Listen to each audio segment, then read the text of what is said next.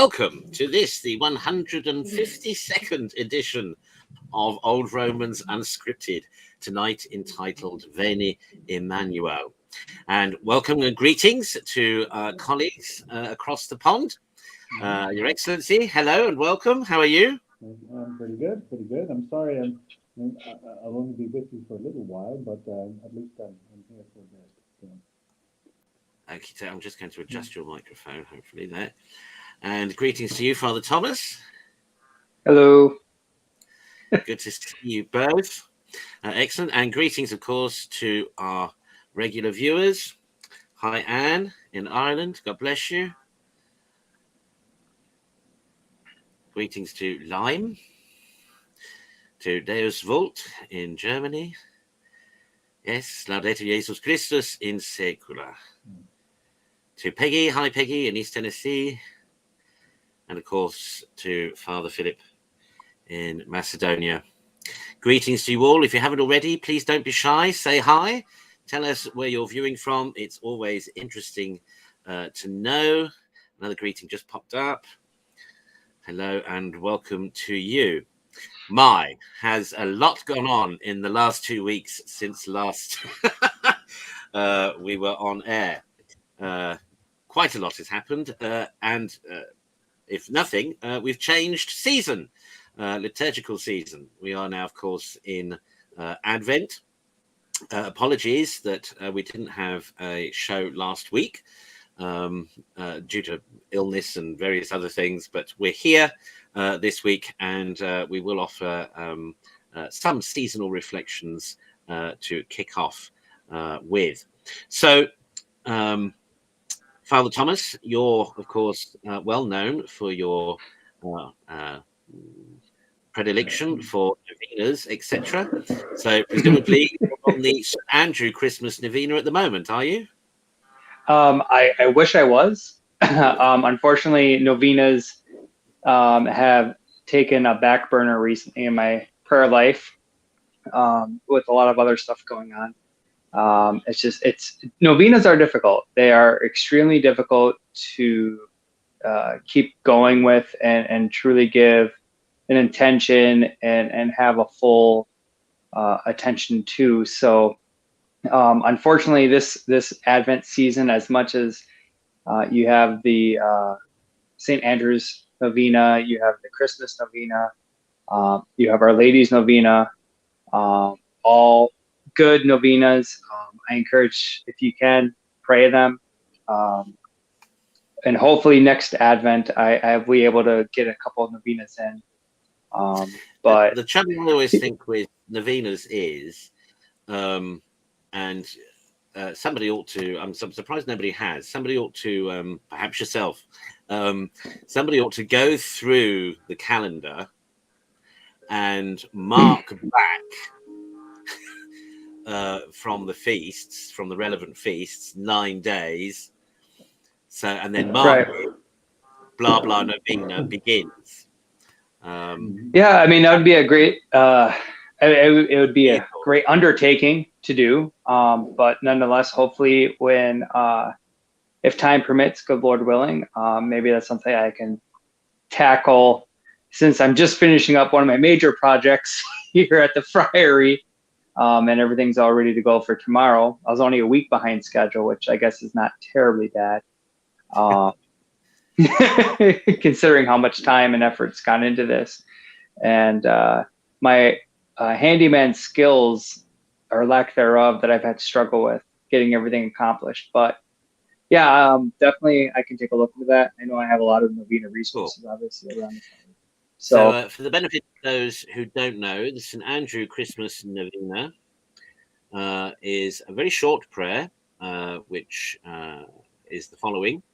Hail and blessed be the hour and moment in which the Son of God was born of the most pure Virgin Mary at midnight in Bethlehem in the piercing cold. In that hour vouchsafe, I beseech thee, O my God, to hear my prayer and grant my desires through the merits of our Saviour Jesus Christ and of his blessed Mother. Amen. And the idea is to recite this prayer 15 times each day from the Feast of St. Andrew, which of course was November the 30th, until Christmas Eve. in order to obtain the favor requested. So of course you pray that with an intention, as you do with any other novena. Of course, we begun the novena for the conception of the Blessed Virgin for the 8th of December. So hopefully you're praying that. If you're not sure about novenas and things, on Amazon you can buy this, the Raccolta, and that will give you all the prayers for novenas you need to know, and will tell you what the requirements are in order to fulfill. And I do believe all good Catholic publishers have it as well. So if you don't want to go to Amazon, you can look at Mediatrix Press, Angelus Press, all those other great Catholic publishers.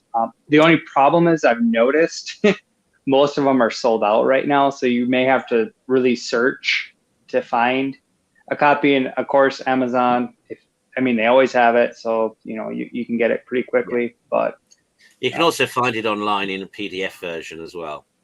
Yes, I think it's on the oldroman.com. So you might find it there under lay resources for laity or for the faithful. Which is a reminder, of course, don't forget to visit. That's it, theoldroman.com. Don't forget to visit us there every day for headlines and articles and other things of interest to traditional Catholics. So, going back to Advent, Bishop Kelly, what's your favourite custom or tradition during the holy season of Advent, or one that you would commend? For me, Advent is, the old term for pregnancy used to be expecting. So-and-so is expecting. And it's about not just the Virgin Mary expecting the birth of our Lord, but all of us. As St. Paul reminds us, the whole earth groans for the coming of the Lord Jesus Christ. Excellency, sorry to interrupt. Yeah. You might need to raise your voice. Okay. I was talking about expectancy, and the old word for pregnancy was expectancy. That she's expectant for a baby, but with St. Paul, he reminds the whole world groans for the coming of the Savior. So the theme of expectancy, and I suppose for me, expecting the coming of the Messiah is reflecting on the prophets and the law, reflecting on my own life. Am I prepared to receive the Christ child? And the whole build-up to Christmas. People here in the United States, and I'm sure in the UK as well, have their Christmas trees up in November. I remember it used to go up on Christmas Eve, because it's not the season of Christmas, and the playing of Christmas carols and carol service. And I'm quite heartened by the fact that a lot of places have gone back to, rather than the traditional Christmas carol service, they have an Advent carol service, and then after Christmas they have the Christmas carol service. After Christmas Day. So we got to realign our. Sorry, you can only see my mouth moving here. I have to get closer to the mic. So I think we need to take a look at I've spoken to expectant mothers, and they often, things get awkward with their body as the child grows within them. Things are changing, but they often have an expectation of hope. They're looking forward to the birth of the child. They're looking forward to you know, a boy or a girl, and their hopes and their dreams for that boy and girl, and the joy that brings. So it's an anticipation of joy. I think that's the theme of Advent for me. I don't have many Advent traditions, but that is the theme, certainly when I'm praying and meditating, of that expectation of joy. So. Excellent. And of course, there is the Feast of the Expectation to look forward to as well. One of the rarer feasts, one of the rarely observed feasts of Our Lady these days, very sadly, but nonetheless, we of course as Old Romans observe it. One of the and some of you who follow the daily broadcasts on the Old Roman TV channel, I hope will have noticed the countdown to Christmas, short little videos of the countdown to Christmas, which of course are of sort of virtual tradition of the Jesse tree. So for those who don't know, it is perfectly acceptable to put up a tree at the beginning of December, but just don't cover it with your baubles and your tinsel and all the rest of it. Instead, a good tradition is to make a Jesse tree, which various events and portents from the Old Testament are depicted in medallions that you can download from a Google search and print out and cut out. It's basically, it all stems from the idea of a root shall grow from Jesse's stem, which of course is our Lord. So it follows through the Old Testament, the prophecies and the characters right up to December the 24th, where then, of course, you can swap your Jesse tree decorations for Christmas decorations for the celebration of the feast the next day. But each day of December, we are broadcasting a contribution with the Jesse tree depictions and scriptural references. So do look out for those. And a particular favorite of mine during Advent is Gaudete Sunday, Rose Pink Sunday. That's always good to look forward to. And if only because it introduces, although I haven't looked actually this year, it introduces the Rorate Caeli season of masses. Rorate Caeli masses are votive masses for Our Lady, and the tradition is to offer them by candlelight only. Strictly speaking, they should be offered at dawn. They should be offered first thing in the morning. And one of the things I look forward to seeing is the photos, images from our Filipino Old Romans. They have an old Hispanic tradition of the Simba Gabi, which are themselves, they are the votive masses of Our Lady, offered by candlelight in the Philippines. And they were given a special dispensation to do that because traditionally in the Philippines, now is their harvest time. So people would be out harvesting, etc. And in which case they needed to go to Mass before they went out into the fields. So do look out, because there are places that advertise specifically Rorate Caeli masses. They are truly beautiful. You will find some neo-traditionalists will offer them in the evening, but that might suit those of you who work. and of course it's still dark and it's still candlelight, so it's just as beautiful. But look out for those, and some beautiful settings of the Mass have been written for the Orate Caeli Mass. So if a sung Mass is advertised, then do check that out, because it will be something really quite special. So now a couple of contributions here from the comments. Okay. Yeah.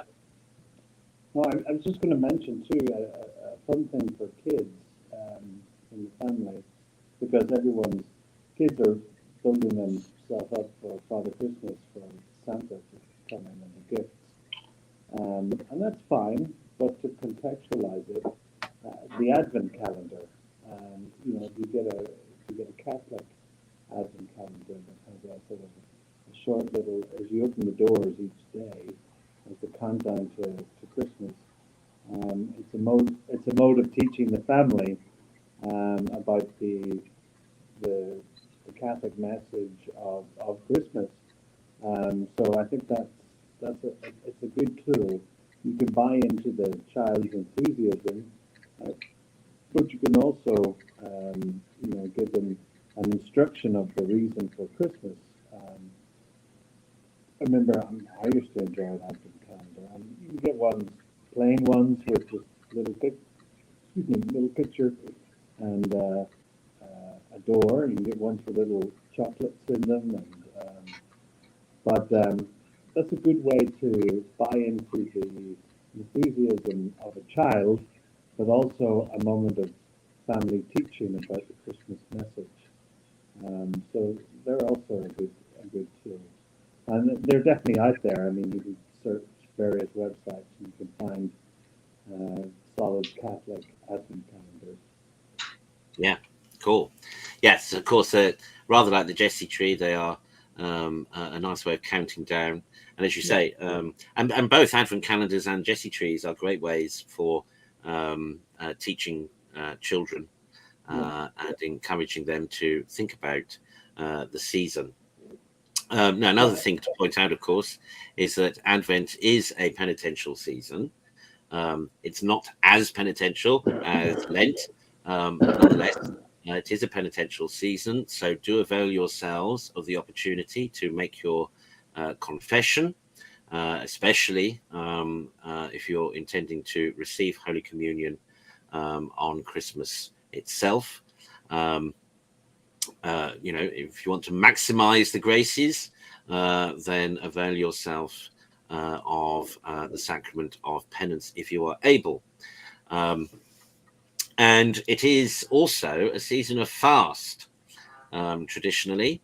Again, not quite as severe as Lent, but nonetheless, over the centuries, there have been various disciplines that have come and gone, re the observance of Advent. And I know, Father Thomas, you're observing the Martin Mass fast.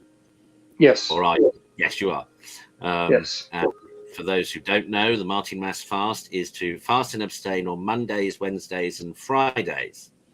And otherwise, I also add Saturdays in there just because it's Advent. So I do an extra day just because. One, I need to lose the weight, but two, it's a good penitential, so that way I give a few days extra, especially being at work. When I work, it's a little bit harder to obtain fast, but typically Saturdays I can maintain it a lot easier. So I just throw an extra day in there. Yeah, which of course you are free to do.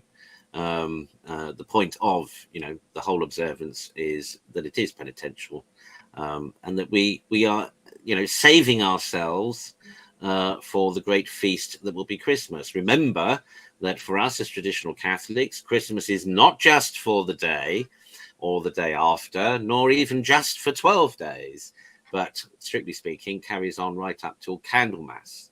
But you might want to confine your feasting to the 12 days initially, otherwise it gets a bit boring afterwards. But through typically I party hard through the octave of Epiphany. So after the octave of Epiphany, that's when I start, tapering it down a little bit, but still enjoying libation and festivities as much as I can. Yeah, but meanwhile, you might want to save yourself for Christmas through Advent. And as Bishop Kelly said, there is a growing, increasing tradition of Advent carol services.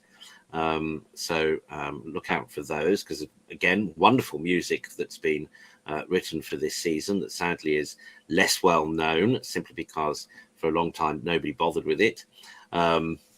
But Advent carol services. But if you do, if you are called out to a carol service or concert as a social occasion, or if you're invited to a party for hospitality, don't be a Grinch. Bear it charitably, and join in as much as you feel that you are able, without spoiling your own reservations for Christmas. But it's not the season to be a Grinch. It is the season to be jolly. And remember that we are admonished, even on Ash Wednesday, to fast with a joyful aspect. So try and remember that during this holy season as well. Don't be a Grinch just because so many of our work colleagues and family and friends are ignorant of the Advent season. Well, okay, I have to say that I'm going to have to be a bit of a Grinch. I do have to go. I have a prior engagement. So I'll have to bid everyone a farewell and happy Advent season. And I'll see you next week, hopefully, and be there for the full session. But enjoy the rest of the conversation. I've enjoyed it so far. I'm sorry I can't be with you for the rest of it, but I will review the broadcast later and see what you all get up to in my absence. Okay, God bless, Excellency. We'll see you soon. God bless Your Excellency. Bye. Cool. So as we said at the top of the program, a lot has gone on in the last couple of weeks, headline-wise. Not least of all, a interview given by Francis to the American Jesuit magazine, wherein he discusses various things that have come up with the synodal way. And Father Thomas, was there anything that struck you particularly about Francis's interview? I wish I could say yes, but unfortunately, no. I was actually listening to a commentary of that article just right before the show, actually, when I was busy cleaning and working on stuff. It's the one thing that they were pointing out is the principle of non-contradiction. And I guess that's, in a nutshell, the best way you can summarize most of this pontificate. But primarily this interview, it's constantly, he says one thing and he'll admonish one thing, but then his actions support what he's admonishing.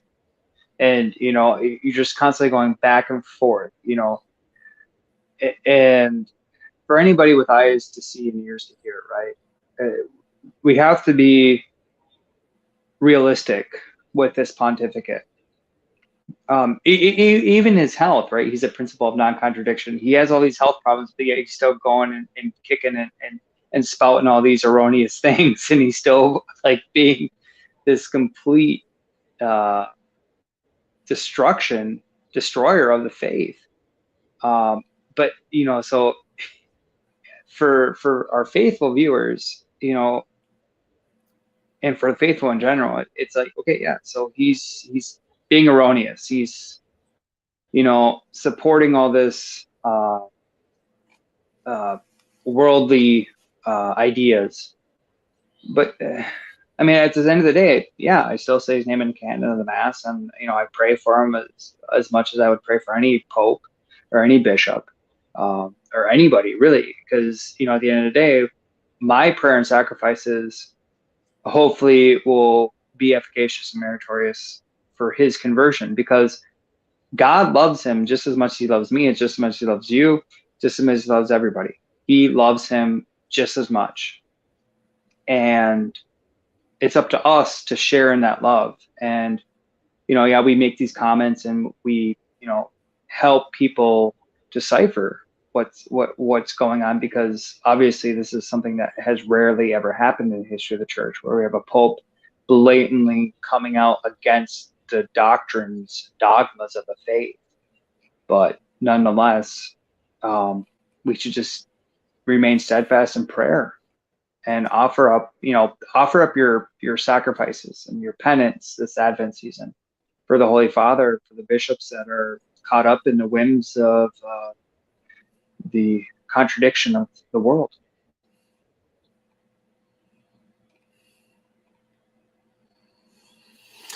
Yeah.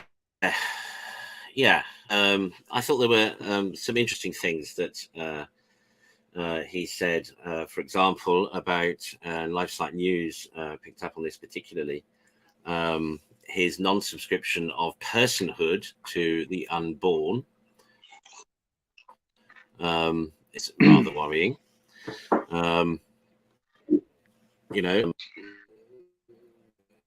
So, in the personhood requires. I'm sorry, you just cut out, Your Grace. Yeah, it's my internet.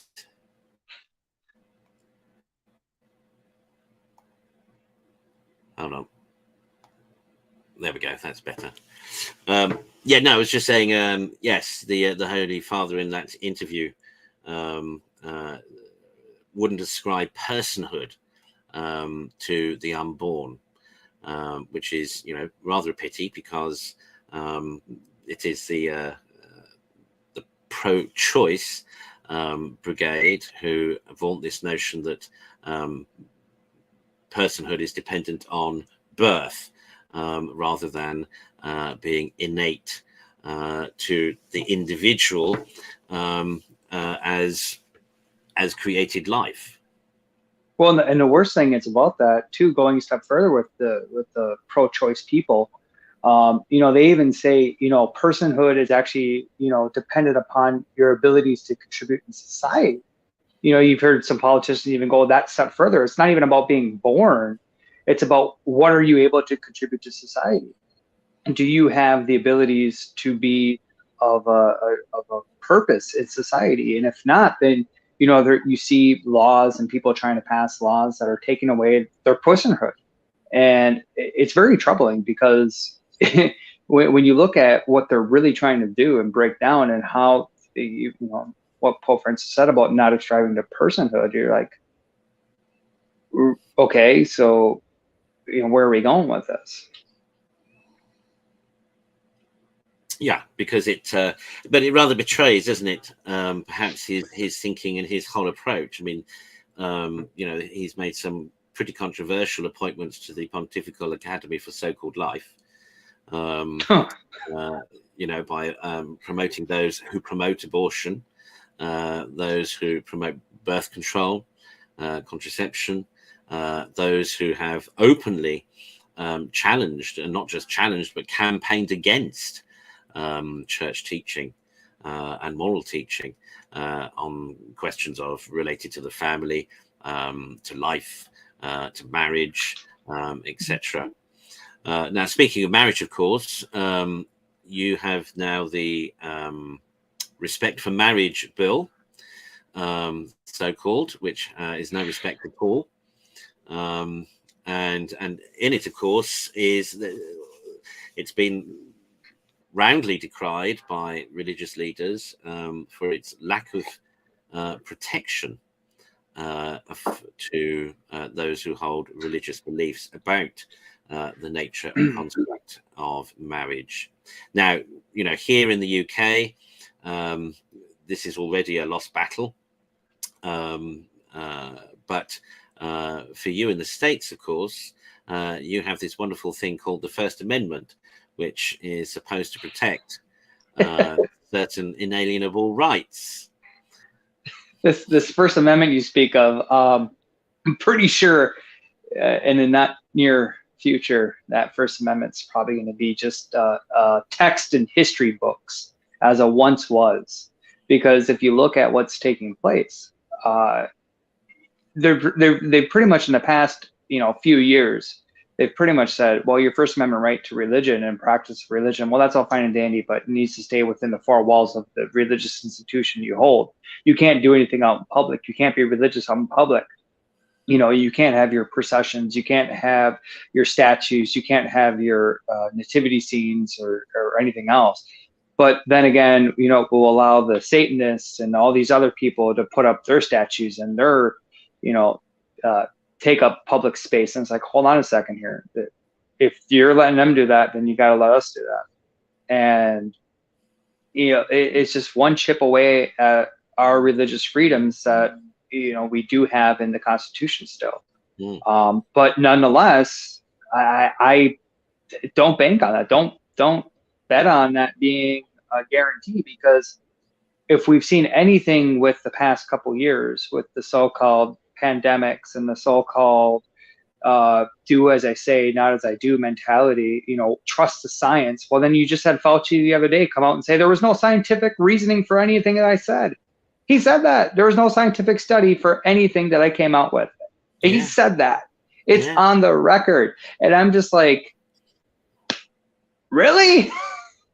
Yeah. Oh, yeah. And people still are like, oh, Fauci's the greatest, or you still see people running around wearing masks and all this stuff. And I'm like, guys, they told you, they lied to you. They came out and just clear as day said they lied. They had no reasoning, no scientific evidence to support what they did, and you still trust them. That's scary. And that's why, you see with this religious or this Marriage Protection Act, I'm like, and at the end of the day, this is going to go to the Supreme Court. You're going to see religious institutions that are going to fight this. You're going to see churches fight this. And it's going to go to the Supreme Court, and hopefully the Supreme Court will rule, as they ruled with the pro-life case, that the federal government does not have the right to do what they did. And this is what we need to remember. Federalism is a sin. I'll come out and say that. Federalism and the federal government, the way it controls, is not what the founding fathers wrote in the Constitution of the United States of America. And I have had to do a lot of pain research on this to find documents and to find, the support, because what you see federalism is we should never be having the control of one city-state. It should be individual states controlled by their individual leaders that are elected on the local level, that have a common trade agreement, common economy, but not common governmental rule. Like where what Illinois does doesn't affect Michigan, and what Michigan does doesn't affect Wisconsin, and so on and so forth. But what we've seen is federalism dominate, where states no longer have the rights they should have, and they have in their constitution. Every single state in the United States of America has its own constitution. It's not dependent upon the federal constitution of the United States. And what people don't realize and know is that you need to look at what your state constitution has. And does your state constitution, because you have a way better chance fighting these absurdious laws on the state constitution level than you do fighting the feds. And then when you fight the state level, you fight your local level, and you win, because you're going to win. Because if you bring it in an objective reasoning state, truth is going to prevail. So what we need to really do as Catholics, as good, faithful people, is we need to band together on the local levels. We need to fight the evils that we can win. And those evils we win is on the local level. And then from the local level, it'll go to the state level. From the state level, it grows to a regional level. Because you have these different sections of courts. You have the local courts, you have your state courts, you have your circuit courts, and then you have the Supreme Court.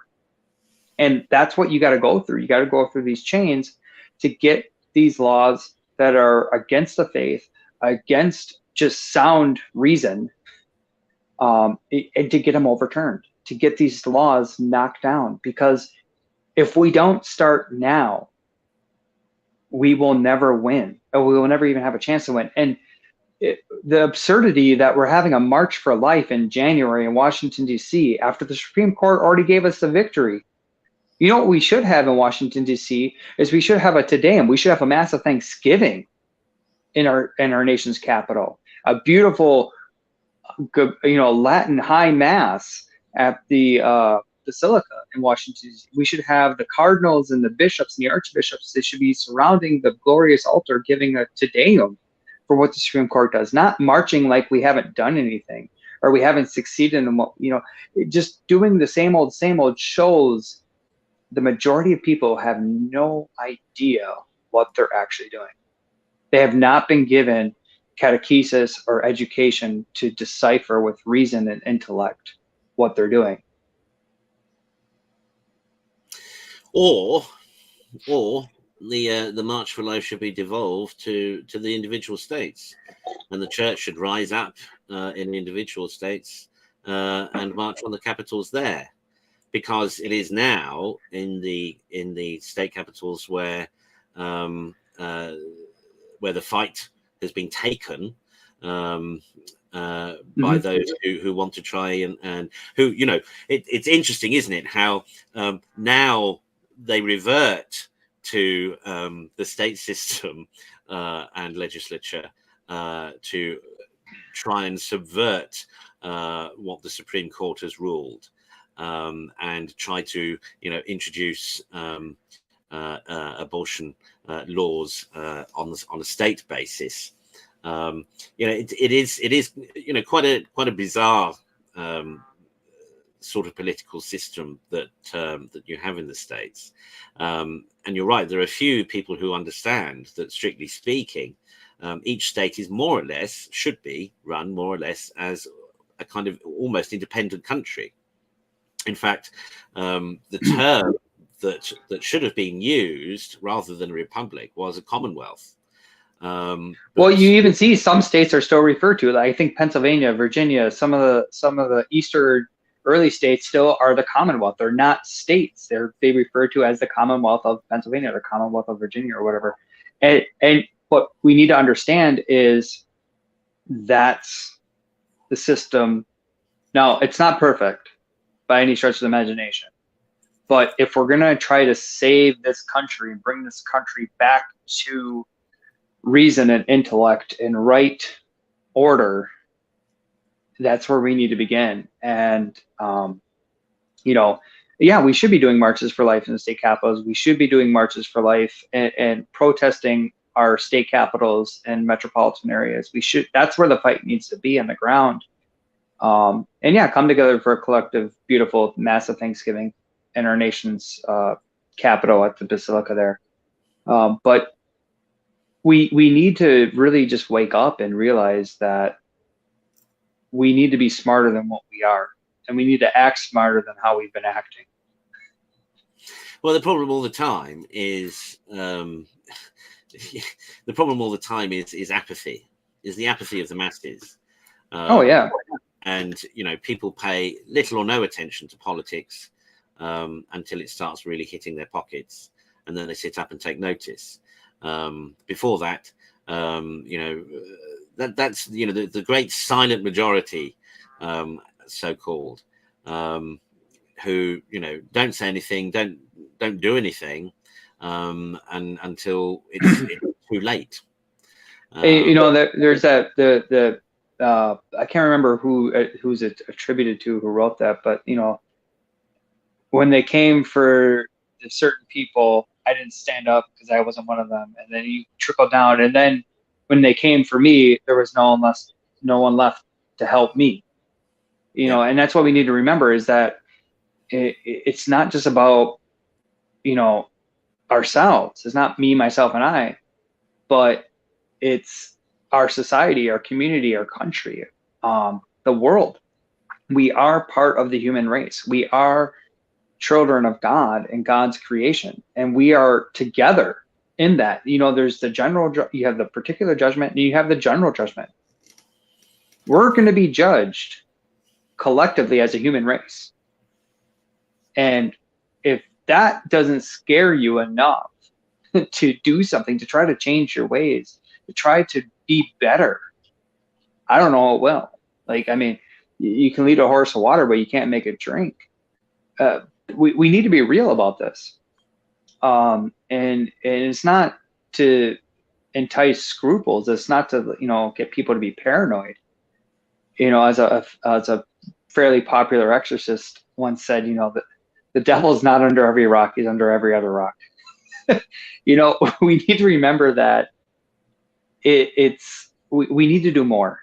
And if you have questions on how you can help and how you can do more, reach out to us. Reach out to myself, reach out to Archbishop Jerome Lloyd, Bishop Kelly, any of our old clergy, any good traditional clergy. Reach out and say, Father, Your Grace, what can I do more to help out? We got answers. We have ways that we can help out. And don't be afraid to ask. Ask and you definitely will receive. Yeah, indeed. Now, of course, in other news, but still, it's all related, really. More on the German way, and this whole process of synodality. Is it? How did I phrase the question? Let me just check. Yes. Are the neocons finally beginning to realize what's happening to the church? It's been observed that Bishop Schneider and Cardinal Müller are beginning to sound more and more like Archbishop Vigano of late. Yeah. Both of them roundly condemning the process in Germany, but also too the whole concept of the synod on synodality. But what does this, what does this portend? Because I've also noticed, I know some of you will have watched that excellent, so far, 2 videos out of 3, Mass of the Ages. But earlier this week, is it Cameron? What's his surname? Cameron or something Cameron maybe. But anyway, the chap who's kind of fronting Mass of the Ages, they came out this week declaring that they intend to double the number of Latin masses. Now, this is based on the observation that the vast majority of bishops worldwide have not declared against the Latin Mass. That there are those who have categorically lent their weight to Traditionis Custodes and effectively banned the Latin Mass or severely restricted and constrained it. But the vast majority of bishops worldwide either deliberately haven't done that or haven't said anything, and have quietly let things continue as they were before. But I noticed with Mass of the Ages, and I think there's an interview coming up on 1 Peter 5 on Tuesday, but there's been an interview with Timothy Gordon and I can't remember who else has interviewed Cameron this week, but they seem to have this notion that that somehow, or now, how can I put it? They don't seem to realize that the fight for tradition is about the faith and not just about the rite of Mass. Right. And the beautiful programming they do on that, they show the beauty of the aesthetics. They show the beauty of the pomp and circumstance of the liturgy, and that's wonderful. That's great. But the faith behind the liturgy, every little action that's in the rubrics of the missal has a catechumenical background to it. It has biblical references to it. It has traditional references to it, like the traditions of the apostles or church fathers. There is, if you look at your hand missal on the sides, most of them, they have commentaries. The priest does this. This is what it represents. This is why this is what should be reflecting on during the Mass at this point. Read that, understand that, because it's not just about the beauty and the reverence of the liturgy in itself. It's something far greater, and it's the faith. When you participate wholly in the liturgy, as you should, there's just, you will never in your lifetime be able to fully understand it, but yet you should spend your lifetime striving to. And what we need to understand is, like you said, it's not about quantity, it's about quality. And yes, if the Latin masses double or triple, thanks be to Almighty God. But hopefully they're done by validly ordained priests and done properly, and not just for the sake of the aesthetics. That's the other thing we need to look at. The Anglican rite. I've seen Anglican Latin masses. Does that mean they're valid and they're good and pleasing to God? Well, that's not to me really to judge. But, what the church magisterium has said, their orders are invalid or doubtful at best, depending on what order it is. And we need to remember that just because something is looking Catholic, is it really Catholic by the faith and tradition standards? So we need to be very cautious on that, because we have a lot of good people advocating for tradition and striving to live as true Catholics. But yet, we need to be cautious. Is the faith the real foundation for what's being taken place? And to answer your first question about the bishops and what's going on, coming out about the synodal way, that's great. They're speaking out against it. But then what are their actions? Are they taking the necessary means to preserve and pass on the faith? Are they willing to stand up and say, with all respect, Your Holiness, I can no longer follow you in your sin, in your error. You are jeopardizing and compromising the salvation of souls. I, in good conscience, as a bishop, as a successor to the apostles, can no longer stand with you in that fight or in that error. And truly say, until the Holy Father, until these erroneous clerics change and amend their ways, as a bishop, they have to stand up and say it. No, I can no longer follow you. And that would be the true test of the time when we see if they can do that, because they can fight and say against them all day long, but if their actions do not support their words, they still have a long way to go. Well, you see, and this is one would like to think that they might take the opportunity at the Synod of Synodality to make a stand. The organizers of it have made clear that as far as they see things working out at the Synod, the bishops are simply there to rubber stamp what the so-called sensus fidelium, as has been discovered by the 1% of Catholics that responded or took part in the synodal exercise. The expectation is that, of course, that they will just rubber stamp it all.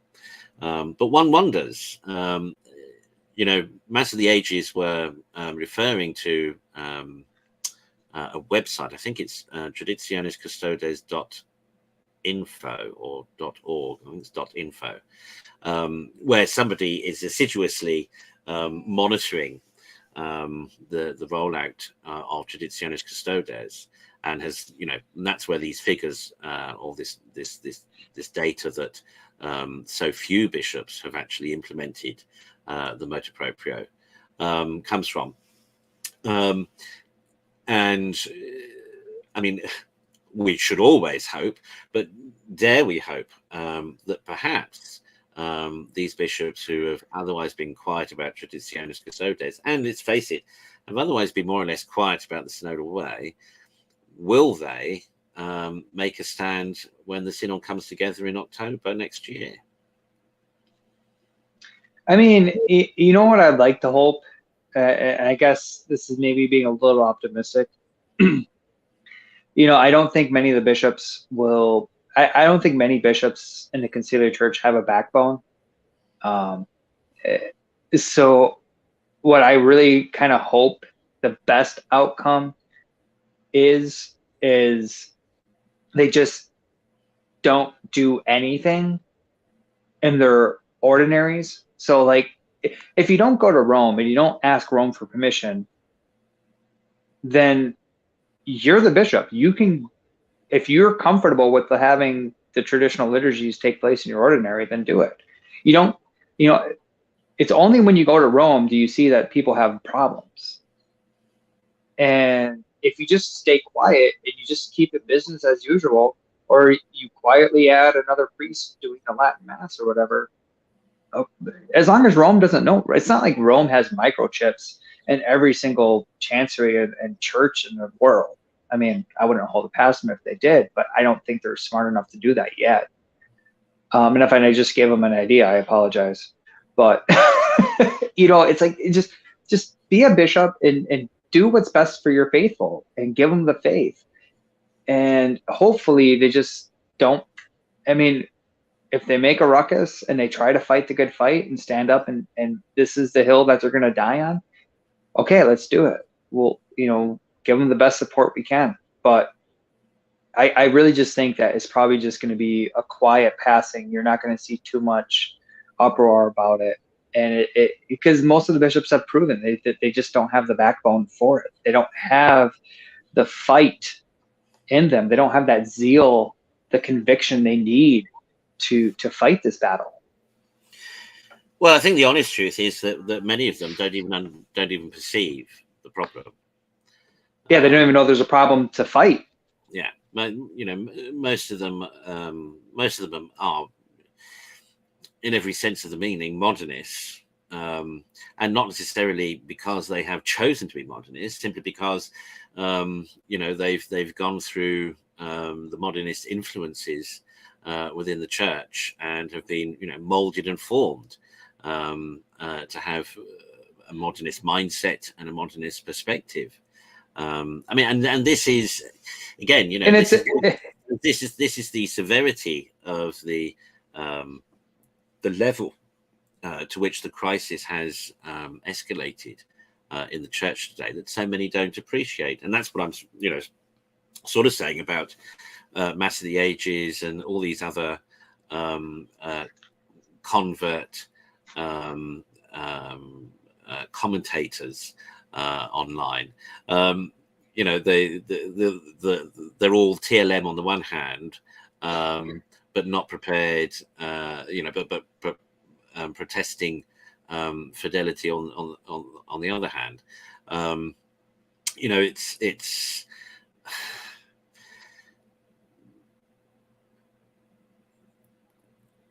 if Marcel Lefebvre was saying the stuff he was saying in the 70s and the 80s, what makes people think that anything is better now in the 90s and following the 2000s and now into the second decade of the 21st century? I mean, it's 30 years. 50 years. No, 30 years since Lefebvre died. Sorry. Let's see, 92, 2002, 12, almost 30 40. years. Yeah, that's right. Yeah, 30 years. My internet's going again. It's well, 30. And the one thing I just want to piggyback really quick on is, what you said is, the prelates and many people being modernist. But it's very easy to fall into that because, like, for myself, 24 years, 25 years of my life, I was a modernist. I was raised in a novice ordo church. I had no idea the traditional faith. I had no idea there was a church and the way the church ran prior to 1962. All I heard was the Vatican II Council, the Ecumenical Council, the greatest council in the history of the church. There's nothing that beats Vatican II. You know, JP2 is my pope, and, you know, everything like that. You get caught up in that charism and you live. And I'm not saying it's wrong. And like, if you don't know any better, you're ignorant. Okay. But when you are able to decipher and see, you know, what real Catholicism is, then that's when you have to take those rose-colored glasses off, and you have to be willing to accept the hard truths about what Catholicism is, the good, the bad, the ugly, right? We have 2,000 plus years of sacred tradition on our hands. It's not all rainbows and sunshines and lollipops and rose-colored gardens. We have a lot of, you know, negativity as well. But, you know, just to piggyback on that, is that, yeah, a lot of bishops don't know any better. They didn't know anything outside of tradition. They were vacuumed away in Novice Ordo land, and they weren't allowed to look at anything else. They only were fed from the spoon of modernism, and that's all they ever knew. And it's very easy, because if I didn't move to Chicago for my job, my secular work, and I didn't stumble upon Old Romans, I would never have known what the faith is. So it's very easy to be, you know, kept in that little vacuum. But we need to pray. We need to pray hard that, you know, the scales can be removed from their eyes. Yeah. But I think, but at the same time, we have an obligation to try and help them to appreciate what the difference is. And, you know, and that's difficult because, you know, as Bishop Williamson points out, you know, everywhere is infected. Everywhere is infected. And if you were, you know, the most crudest way to appreciate the difference between modernism and right thinking is essentially that difference between objectivism and subjectivism. The traditional mindset tries objectively to view, see, and understand and relate to the world, whereas the modernist is wholly subjective in their method and approach and perspective and appreciation. And, you know, it's you know, politically speaking, modernism is liberalism, is contemporary political liberalism. If, you know, and again, the most extreme proponents of Methodism are akin to the extremist leftists in our various politics. But, you know, politically, of course, again, they always appeal to emotion. They don't appeal to logic. They always appeal to a subjective perspective, which essentially all boils down, as of course logically at best, to me, myself, and I. The unholy trinity. Yeah, it's always about the individual. Whereas, of course, the truth of the gospel, the truth of the faith, it's all about communion. It's all about the collective. And, you know, in my show last week on the domestic church, I was explaining there this difference in perspectives, that, you know, for traditionally, the truth is something that is both objective and can be collectively known, and observed and verified, whereas the subjective truth is, of course, completely and utterly relativist to the position of the individual, to their perspective. And we're seeing the recovation of our society through this liberalism, and in the church through this modernism, where essentially everyone is fighting for themselves and proclaiming their own truth, and you know, making everything relative. Well, it's the devil's greatest game, divide and conquer. Exactly. When you look at a wolf, when he's looking at the flock, he's looking for that one sheep that is away from everybody else. He's looking for that one sheep that's going to be weaker, and once he sees targets in, boom, he goes for it. And that's what the devil is doing with the church. That's what the devil is doing with the world.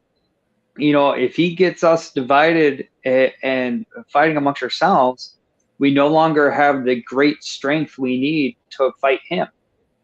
And then ultimately we're going to lose. And, even within traditionalism, you see all this infighting, between all the different trad groups. And I'm like, guys, you're giving in to the devil right now. And I've called them out. I'll still call them out. I'll say, you're playing into the devil right now. Get over what, if it's Old Roman or SSPX or Institute Christ King or Sede Vacantis or whatever, get over that. Like, enough's enough. We're fighting like 5-year-old school kids, and we need to stop that. If you're a valid traditional clergy and you're a valid traditional prelate and you're a valid traditional religious, then we need to band together and we need to say enough, and we need to fight the devil instead of fighting ourselves. And I think we've talked about this many times on the show. That's the beauty of Old Roman and Catholicism, and that we take the median, we take the middle road, and we try not to be wavered in right or left. We remain steadfast to the faith, and we sojourn on that path for the salvation of souls. And that's ultimately what we need to be focused on. It's always, because if we look at the history and we observe the continuity of the church through the ages, it's always been that the core has always been that balance between the extreme positions. And we weren't going to talk about this, but I'll indulge. If we look at if we look at the tradisphere, so if we look at the spectrum of traditionalists, we as Old Romans would be again trying to maintain that balance of perspectives, and that balance of application, and that balance of praxis. And again, as somebody's just saying in the comments, one of the issues that we have other traditionalists is their use of the 62 Missal, for example. Mm-hmm.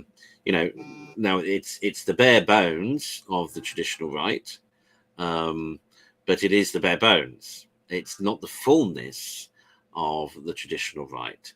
There were significant rubrical changes made.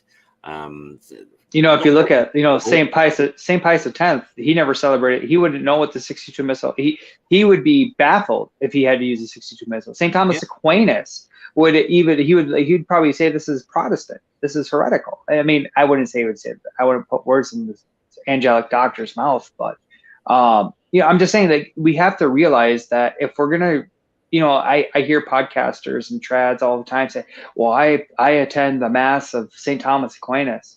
I'm like, no, you don't. Now it's 62 Missal. You don't. And I'm sorry, but you just don't. You're not attending the same Mass that St. Thomas Aquinas offered. You're not attending the same Mass that Pius X offered. You need to use pre-1955. You need to look at the Ordo, pre-1910. That's what these great saints offered. That's what made these saints. If you want that crown of sainthood, if you want to have the most efficacious grace possible, I was at dinner with a friend last night, and I said, It's like the difference between trads and modern to church. Like if you were given a 60-ounce sirloin steak prepared perfectly, and you were given a little skirt steak, and they were both free, which one would you choose? And of course, he was a vegetarian, so he said, "Well, I just have eggplant parmesan." But but the point is, whatever it is, you would, anybody who's a carnivore, which it's a 60-ounce steak, of course.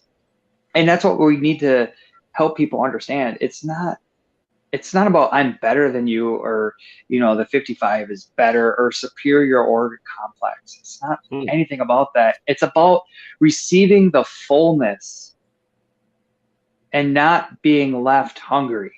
The Book of Wisdom, right? You look at everything that the faith has to offer. And I'm not saying that because I'm Old Roman. If, and you and I've discussed, we don't agree on everything. And there's debates, and, Old Roman Catholicism isn't perfect in itself. We have our flaws. We have, doctrines and stuff that we're still working out, that we're trying to reason with.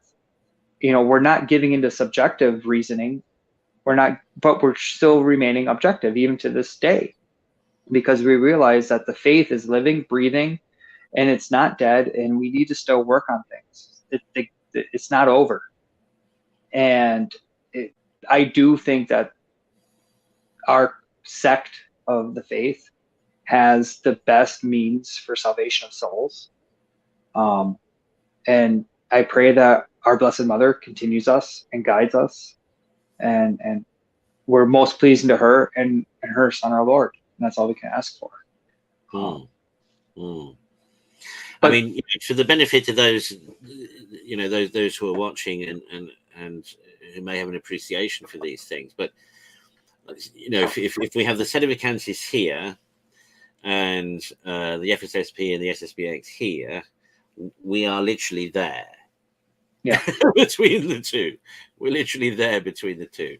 We were a fraction further from the SSBX position, but we're not as far as the Sedevacantist position.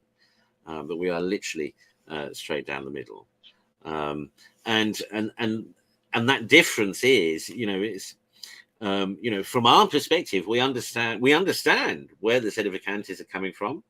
Yeah. And we also understand where the Ecclesia Dei and the R&R are coming from. I mean, and we are right down that sort of middle way between the two, and we keep ourselves there rather than declaring ourselves for either or. Right. Just as the Church wouldn't declare herself in the same way as either or. We have to take a balanced approach and perspective. As much as there is a lot from, say, the Sedevacantist position to appreciate, one of the things that the Church herself has never declared on is exactly how to deal with an heretical pope. Right. Yes, you can quote Bellarmine, you can quote Cajetan, we can all quote these great doctors and theologians of the Church, but none of them are the voice of the Church, and even collectively they don't actually always agree. No. They're coming from different perspectives, but the Church herself has never formally decreed. And that's why the Old Romans, that's why we're not Sedevacantists, because, the Church, we can't make a decision or a judgment, which is what Sedevacantism requires, about... yeah. To piggyback, it's like both perspectives, Sedevacantism and the Ecclesia Dei communities, in a sense, they're taking the easy way out.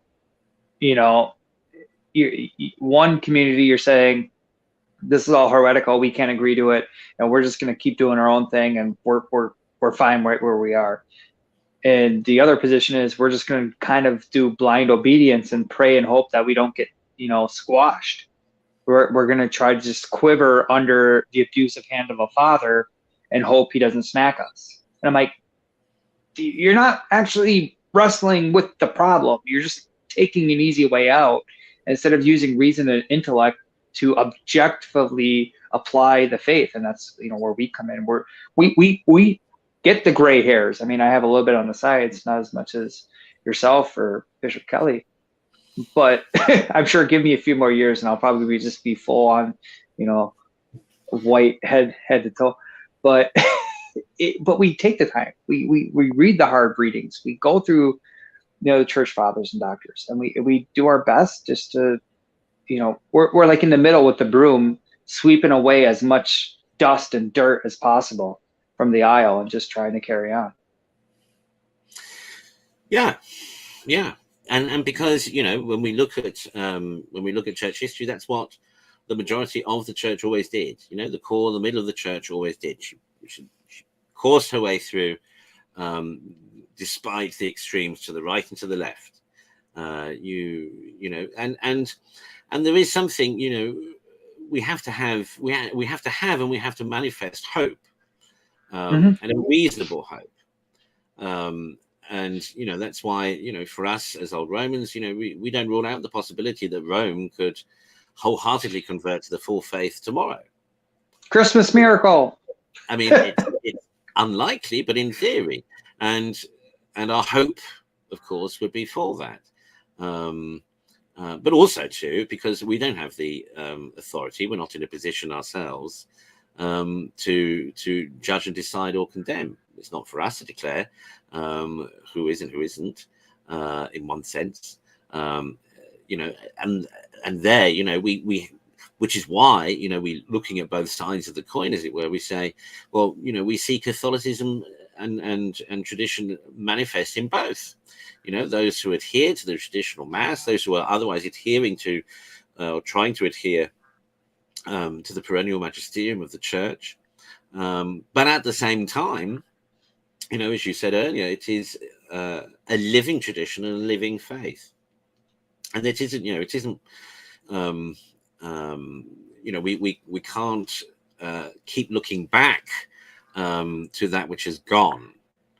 Right. Because whichever way we look at, whichever position we hold today and whichever perspective we look at, the past is past.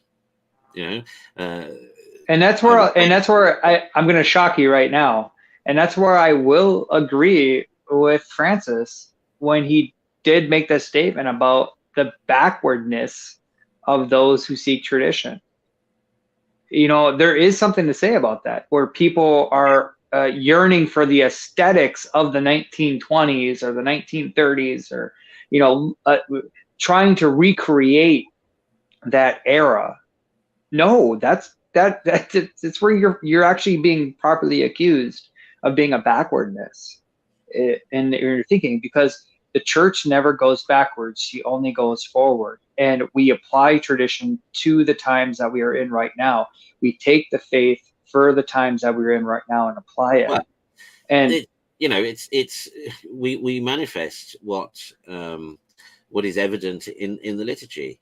In the liturgy, we are always past, present, and future. Yeah. The liturgy always expresses. The liturgy always looks to the past, because obviously it is the past in many ways that we are commemorating or memorializing or remembering. But that past, of course, was for a salvific future, which is eschatological and yet to come, yet to be realized from our perspective, where we are, in the here and now and in the present, striving to live and to manifest the truth of both the past and the future.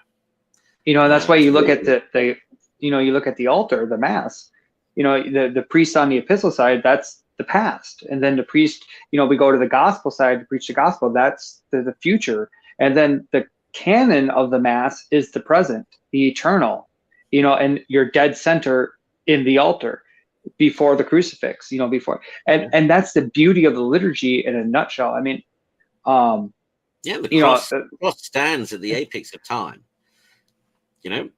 yeah, and that's the beauty of the traditional liturgy. That's the faith. That's the meat and potatoes.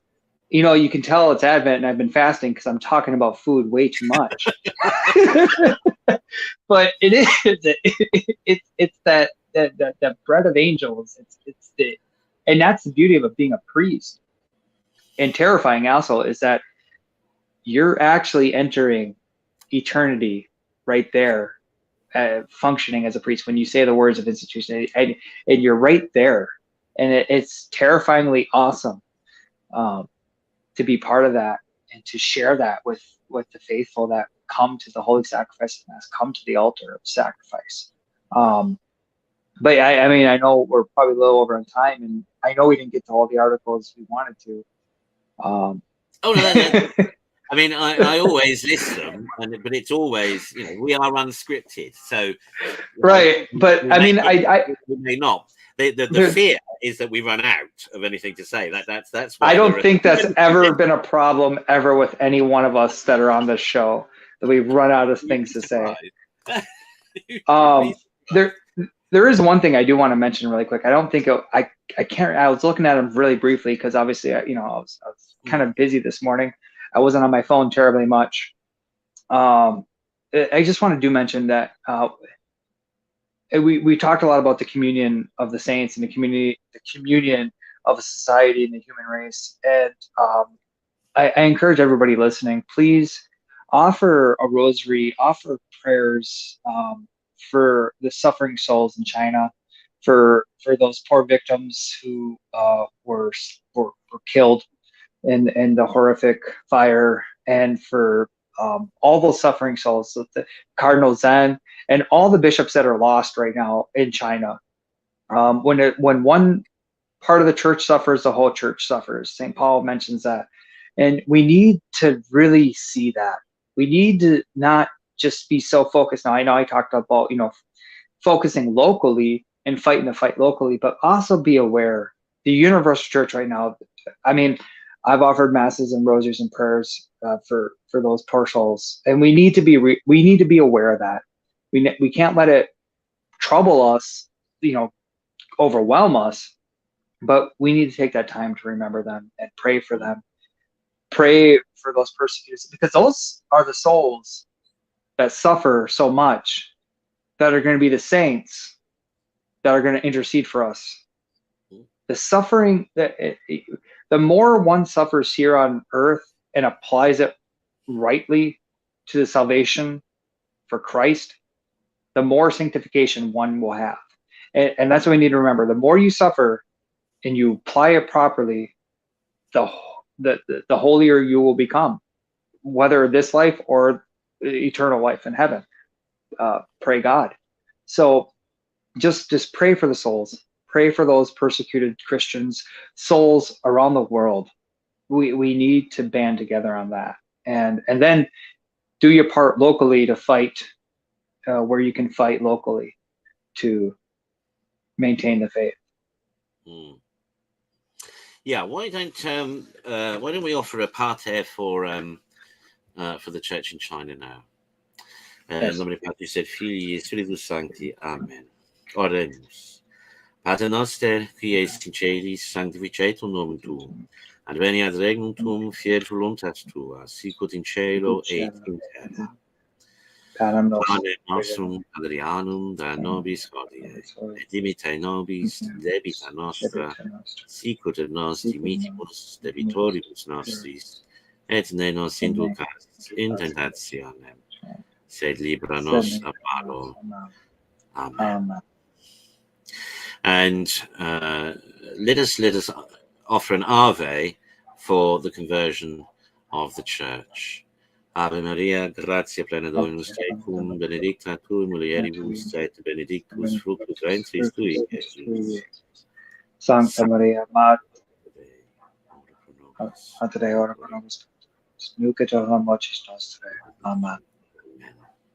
And finally, let us offer a Gloria for this holy season of Advent, for all our intentions, and that we may reap the graces available to us during this holy season as we approach the commemoration of our Lord's first coming, with a constant eye to his second, so that he, should he come, when he comes, will find us ready, prepared, and waiting for him. Gloria Patri et Filio et Spiritui Sancto. Sicut erat in principio, nunc and semper, et in saecula saeculorum. Amen. Amen. And pray your grace a blessing. May the peace of God, which passeth all understanding, keep your hearts and minds in the knowledge and love of God and of his Son, Jesus Christ our Lord. Sit nomen Domini benedictum. Et ortuque in oque saecula. Auditorium nostrum in nomine Domini. Purificat caelum et terra. Benedictio Dei omnipotentis, Patri et Filii et Spiritus Sancti, descendat super vos, et maneat semper. Amen. Amen. Right, well, thank you all, as always, for staying with us. We hope what we had to say was of interest and maybe of use to you. Don't forget to visit oldroman.com. Don't forget to like and share this video. Don't forget to join the forum. Nobody's joined the forum yet. Well, I don't think they have. I'm not sure. But there's no conversation going on in the forums yet. So that's obviously still a work in progress.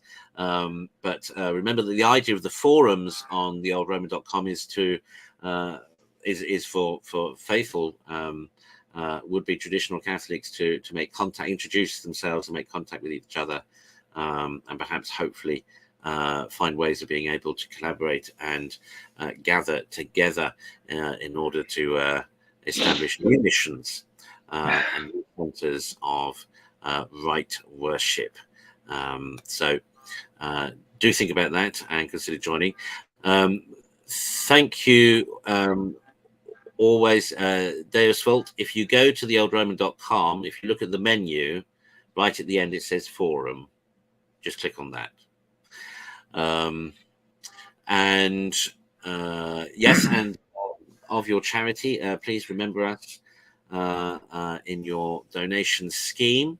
You can visit theoldroman.com, make a donation through there. You can use the links at the bottom of the show notes of this episode, or if you care to, you can visit selzy.org, SELSEY.org. That's my own website. There are two appeals there. There's my annual winter appeal for the homeless. So if you'd like to give to that, please do so. You can.